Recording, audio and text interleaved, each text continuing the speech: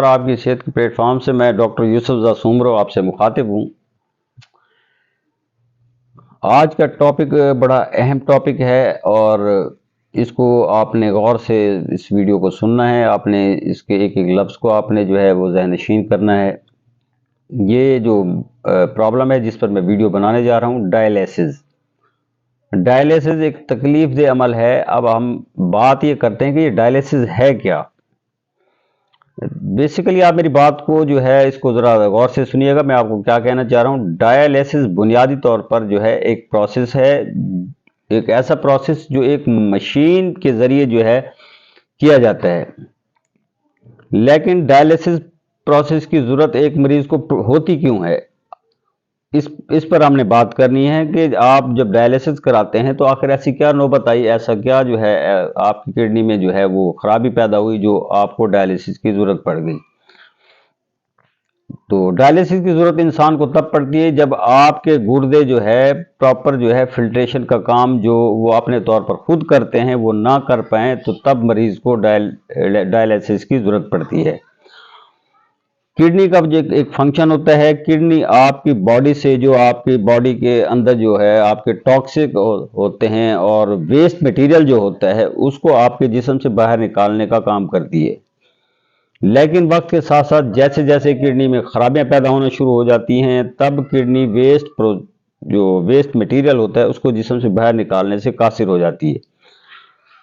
तो उस सूरत में होता क्या है कि आपका यूरिया लेवल बढ़ना शुरू हो जाता है, आपका क्रिएटिनिन लेवल बढ़ना शुरू हो जाता है और इंसानी बॉडी में जो मिनरल्स लेवल है वो इनबैलेंस होना शुरू हो जाते हैं। मुसलसल ब्लड प्रेशर बढ़ने की वजह से, मुसलसल डायबिटिक पेशेंट्स जो होते हैं, ख़ासतौर पर जो शुगर के मरीज़ होते हैं कि लंबे अरसे तक जो है उनकी डायबिटीज़ की मेडिसिन चल रही होती हैं। डायबिटीज़ आउट ऑफ कंट्रोल होने से, blood pressure out of control होने से और काफ़ी अरसा जो है वो डायबिटिक रहने से और ब्लड प्रेशर के बड़े रहने से जो है आपकी किडनी जो है वो इफ़ेक्ट होना शुरू हो जाती है। किडनी से मुंसलिक कोई बीमारी, पॉलीसिस्टिक किडनी डिजीज़ या क्रॉनिक डिजीज़ या क्रॉनिक किडनी डिजीज़ हो, तो किसी भी वजह से जो है आपकी जो किडनी जो फंक्शन है वो ख़राब होना शुरू हो जाते हैं। जब मरीज का क्रिएटिनिन लेवल बढ़ना शुरू हो जाए तो फिर जाकर इंसान को डायलिसिस की ज़रूरत पड़ती है। तो डायलिसिस जो है आप जानते हैं कि एक तकलीफ अमल है और इसके साथ साथ एक कॉस्टली जो है एक ट्रीटमेंट है। क्यों? और डायलिसिस के पेशेंट्स जब वो डायलिसिस पर आ जाते हैं तो वो रोज़मर्रा के काम काज हैं, जब जो मामूलात हैं वो उनको सर अंजाम नहीं दे पाते। तो अगर आपको हफ्ते में किसी मरीज़ को 2 बार या 3 बार डायलिसिस कराना पड़ जाए तो आप ये समझें कि 3 दिन तो उसके वैसे ही जो है वो उसके जो है वो ज़ाय हो गया। और उस डायलिसिस करने के बाद जो उसके कॉम्प्लिकेशंस आते हैं, उस हालत में तो मरीज़ बिल्कुल काम करने के काबिल ही नहीं रहता। बुनियादी तौर पर डायलिसिस की जो ज़रूरत पड़ती है वो इसलिए पड़ती है कि जब हमारी बॉडी में क्रिएटिनिन लेवल बढ़ना शुरू हो जाते हैं, यूरिया लेवल बढ़ना शुरू हो जाते हैं, तो इसी वजह से जो काम गुर्दों को सर अंजाम देना चाहिए वो अब आप डायलिसिस मशीन के ज़रिए जो है उसको उसके ब्लड से ये तमाम चीज़ें जो वेस्ट मटीरियल को डायलिसिस मशीन निकालती है और वो आपके खून को साफ करती है। और अब जब डायलिसिस किया जाता है तो मशीन के ज़रिए किया जाते हैं, जो आपके ब्लड में टॉक्सिक होते हैं वो इस मशीन से जो है वो निकाल दिए जाते हैं। तो जब मशीन उसको निकालती है तो फिर जो है कुछ दिन आप जो है वो आसानी से अपने गुजार लेते हैं। इसके साथ साथ होता यह है कि जब आपकी बॉडी में जो है ये डायलिसिस मशीन का प्रोसेस जो शुरू होता है उसके साथ वेस्ट मटेरियल तो आपकी बॉडी से निकलता ही है, यूरिया और क्रिएटिनिन और मुख्तलिफ जो है आपके जिस्म से मिनरल्स की काफ़ी जो है वो मिकदार जो है आपकी जिस्म से निकल जाती है। वो मिनरल जो आपकी बॉडी को एनर्जी देते हैं, ताकत देते हैं, उसकी मिकदार भी वो उस मशीन के ज़रिए निकल जाती है। तो अक्सर आपने देखा होगा जो डायलिसिस पेशेंट्स होते हैं तो वो पेशेंट्स जो है अक्सर जो है डायलिसिस के बाद जो है वो उनसे उठा नहीं जाता, वो सही तरीके से बैठ नहीं सकते, वो सही तरीके से चल नहीं सकते,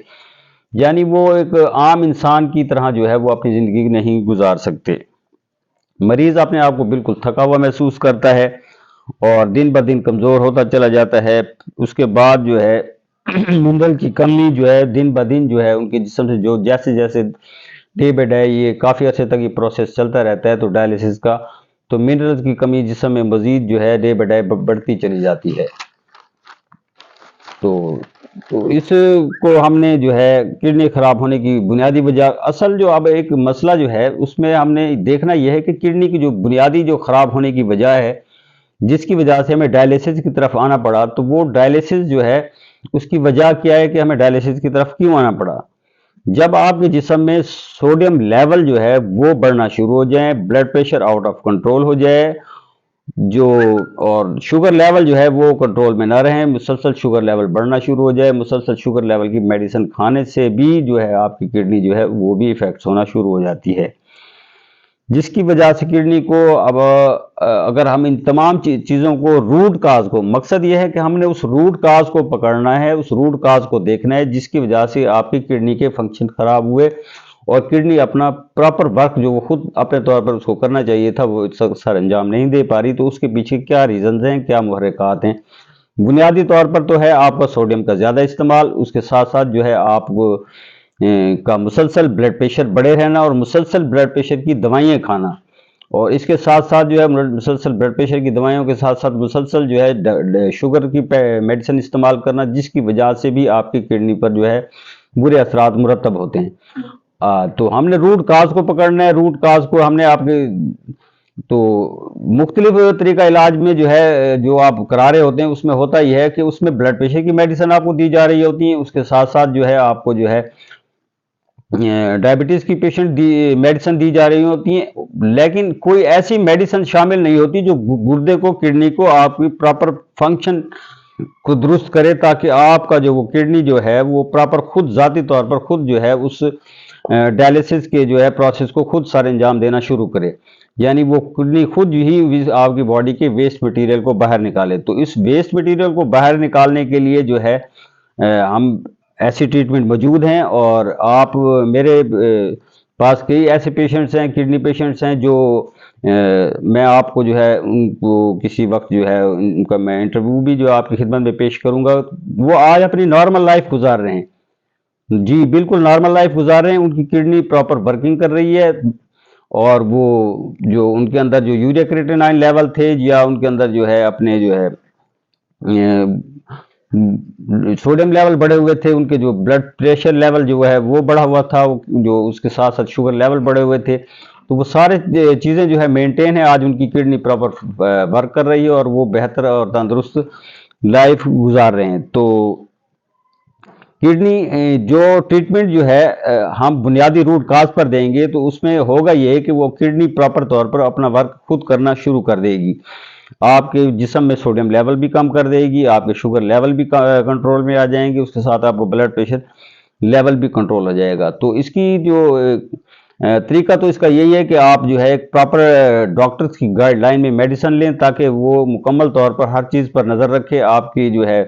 बॉडी में कहाँ कहाँ कॉम्प्लिकेशंस आ रहे हैं, तो उन तमाम चीज़ों को वो अपनी नज़र में ही ऑब्जर्व करके वो आपको मेडिसिन सेलेक्ट करे। तो उसकी गाइडलाइन में मेडिसिन लेनी चाहिए आपको, डॉक्टर की गाइडलाइन में। लेकिन कुछ मेडिसिन जो है 2-3 मेडिसिन में आपको इनिशियल स्टेज पर जो हम देते हैं, तो उसके हवाले से मैं आपको बता देता हूँ। एल सीरम, इसको सीरम एंगोला भी कहते हैं, ये 7x में मिलती है, जर्मन होम्योपैथिक मेडिसिन है। इस 7x मेडिसिन को 5 ड्रॉप्स दिन में 3 बार खाना खाने से 1 घंटा पहले पेशेंट्स को दें, तो उस बड़े अच्छे आपकी किडनी पर जो है वो असरात मुरतब होंगे, और आपका जो यूरिया लेवल जो क्रिएटिनिन लेवल जो बढ़ा हुआ है वो जो है वो लेवल पर आना शुरू हो जाएगा। उसके साथ जो है एक और मेडिसिन है यूरिया 6x, ये भी जर्मन होम्योपैथिक मेडिसिन है। पाकिस्तानी में अगर ये अवेलेबल हो, जो मैं आपको नाम बता रहा हूँ, तो वो अवेलेबल होती हैं, मिल जाती है, तो वो भी आप ले सकते हैं। तो यूरिया 6x, इसके भी 5 ड्रॉप्स दिन में 3 बार लेने हैं, और इसको जो है खाना खाने से 1 घंटा पहले लेना है। उसके साथ एक और मेडिसिन है होम्योपैथिक, जर्मन की मेडिसिन है, डॉक्टर एक कंपनी की, आर नंबर 64 के 15 ड्रॉप्स दिन में 3 बार लेने हैं, सुबह दोपहर शाम। तो इसको ताज़ा पानी में लेना है, 2 घूंट पानी में मेडिसिन ये सारी लेनी है आपने। तो इनको लेने के बाद जो है आपको जो है उसके बेहतर नतीजे और रिजल्ट मिलेंगे। अगर मज़ीद आप चाहते हैं कि आप मुकम्मल तौर पर डायलिसिस से बच जाएं और आपको फ्यूचर में डायलिसिस का सामना ना करना पड़े, तो उसके लिए आप मेरा जो है व्हाट्सएप नंबर पर रब्ता कर सकते हैं, मुझे मेरे कमेंट्स बॉक्स में जो है मैसेज कर सकते हैं, मैं आपको उसका रिप्लाई करूंगा। और इंशाल्लाह मैं अपने रब पर पर उम्मीद हूँ कि जो है मैं ये आपको जो ट्रीटमेंट दूंगा, जो आपको ट्रीटमेंट बताऊंगा, आपके डायलिसिस मुकम्मल तौर पर जो है स्टॉप हो जाएंगे। मिलते हैं नेक्स्ट वीडियो में, तब तक के लिए इजाज़त। मेरी जो चैनल जो है, जो आपके लिए मैं वीडियो बना रहा हूँ, इसको लाजमी सब्सक्राइब कर दीजिएगा, वीडियो को शेयर कर दीजिएगा और इसके साथ जो है वीडियो को लाइक भी कर दीजिएगा। तब तक के लिए इजाज़त।